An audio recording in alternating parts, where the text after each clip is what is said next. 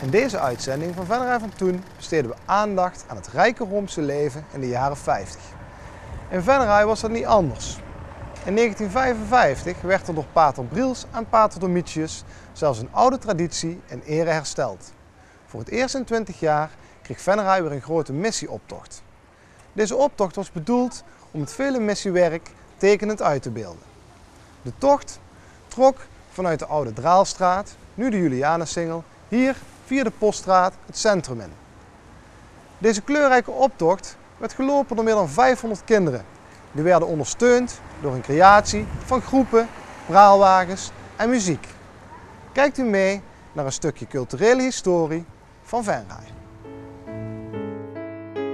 De grote missieoptocht begint met een jeugdige heraut op een pony. De officiële Nederlandse missievlag wordt gedragen door de Venrayse verkenners en welpen. In de schaduw van de dood. Deze wagen wordt beheerst door een groot paars kruis, onze enige hoop. Rondom de wagen lopen heidekinderen uit de 5 werelddelen. Het kruis wordt belaagd door de duivels.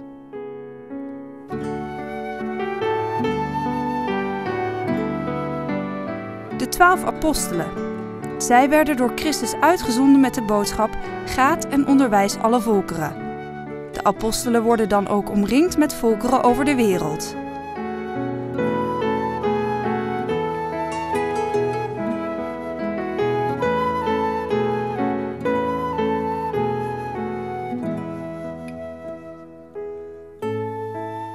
De paus, de opvolger van de prins der apostelen, die de boodschap van de apostelen overnam.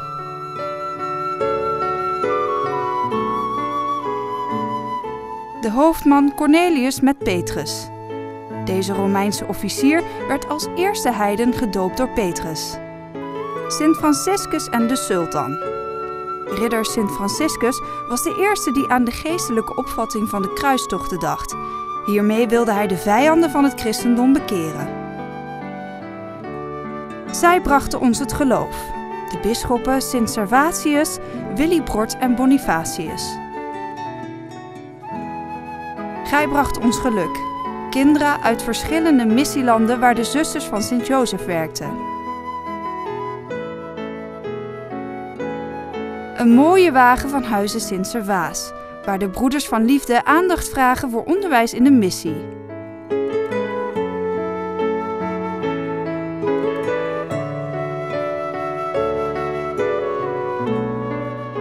Onder het motto alle volkeren looft de Heer dragen jongens en meisjes van turnvereniging Sint Christoffel de vlaggen van 46 naties.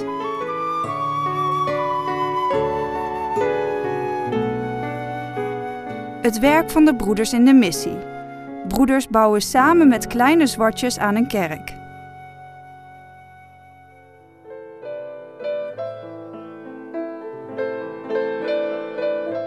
Om de sfeer van de missielanden op te roepen, liepen Javaanse meisjes met manden op hun hoofd en de Indische dames met een parasol. Ook de heilige Theresia van Lisieux, de patrones van de missie, liep mee in de stoet.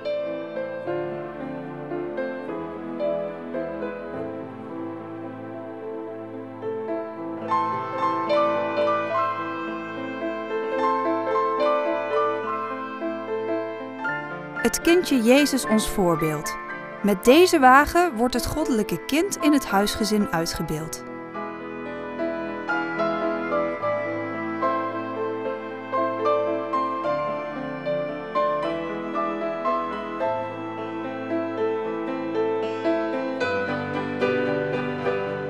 De Maagd Maria, de koningin van de missie.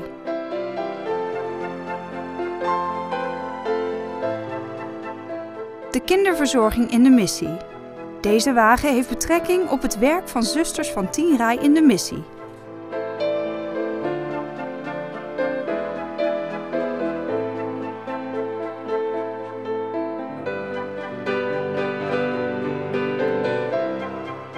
Met deze wagen wordt Sint Franciscus Xaverius, de apostel van India en Japan, geëerd.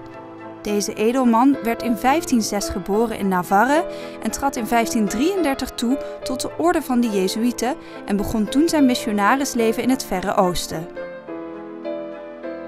Met deze wagen wordt de aandacht gevestigd op de eerwaarde zuster Ursuline, Mere Maria, de eerste vrouwelijke religieuze die naar de Vreemde Missie ging. Deze groep eert Monseigneur Ferdinand Hamer. Deze bisschop werd geboren in Nijmegen en ging in 1865 naar de missie, waar hij in 1900 werd gemarteld en vermoord.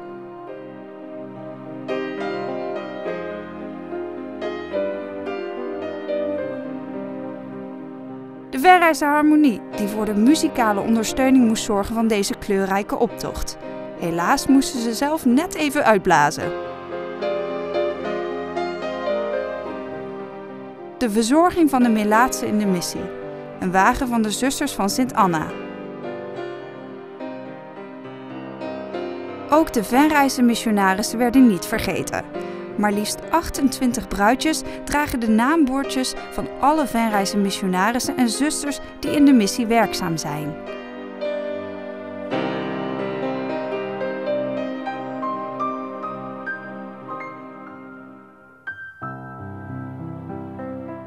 De Kleine Apostel.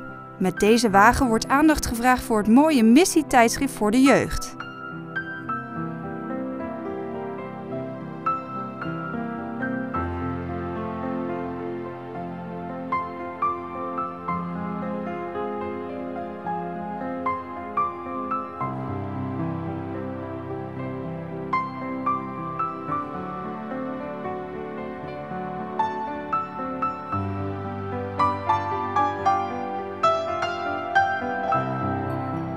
Onder het motto "Wij gaan niet naar bed zonder kindheidsgebed" collecteerde deze bonte groep gedurende de optocht voor het vele missiewerk. Er werd ook steun gevraagd voor Memisa. Deze organisatie stond bekend om zijn medische missieacties, zoals het zenden van doktoren en verpleegsters.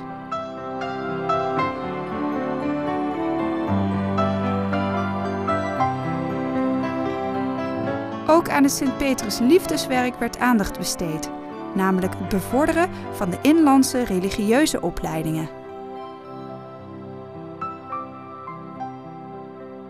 Met een mooie groep kleine soldaatjes voorop komt de fanfare van Leunen in beeld.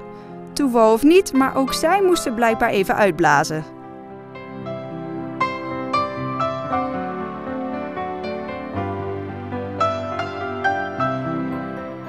Als inleiding voor het einde van de optocht passeert het maagdenkoor.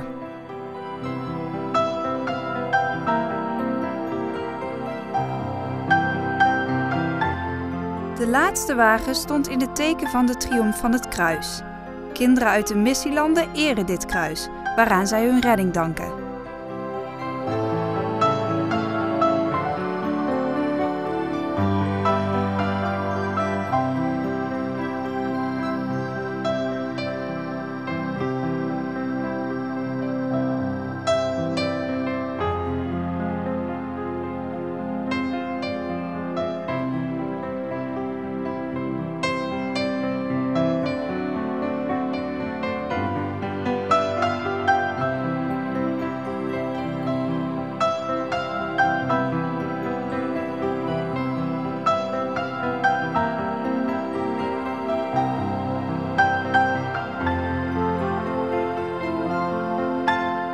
Op de hoek bij Café in den Engel is het gezellig druk. Het is een mooi gezicht als de stoet door de grote straat trekt.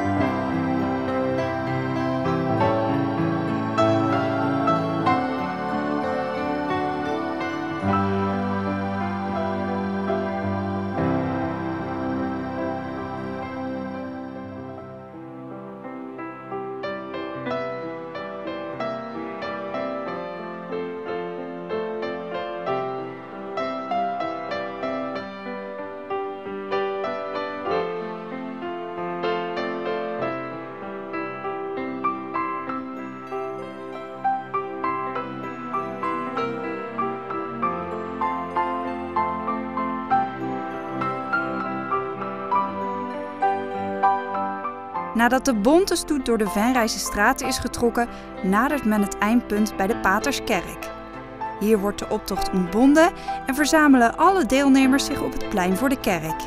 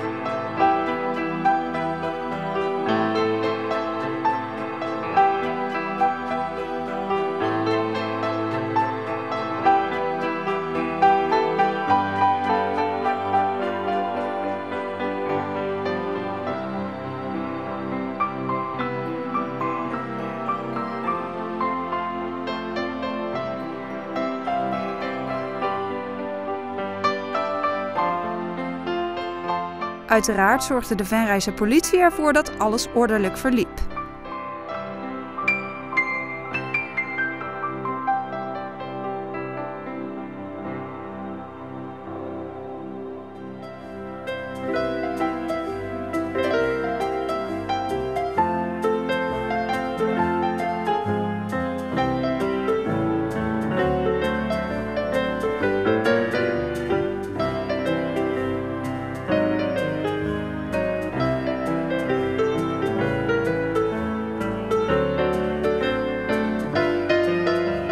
Jan Jansen en kleermaker Anton Jeuken hebben alles onder controle.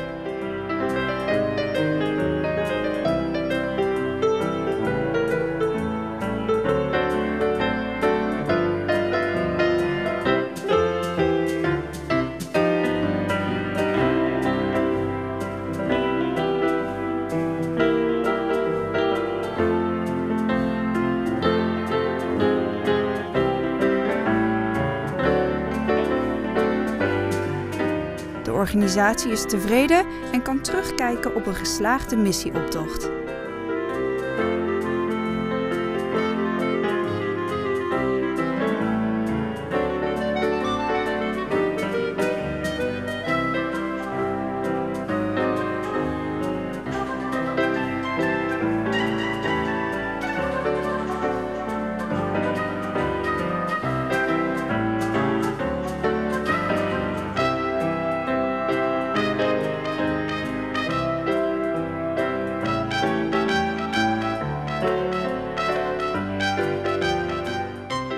Huub Scholz met de organiserende paters.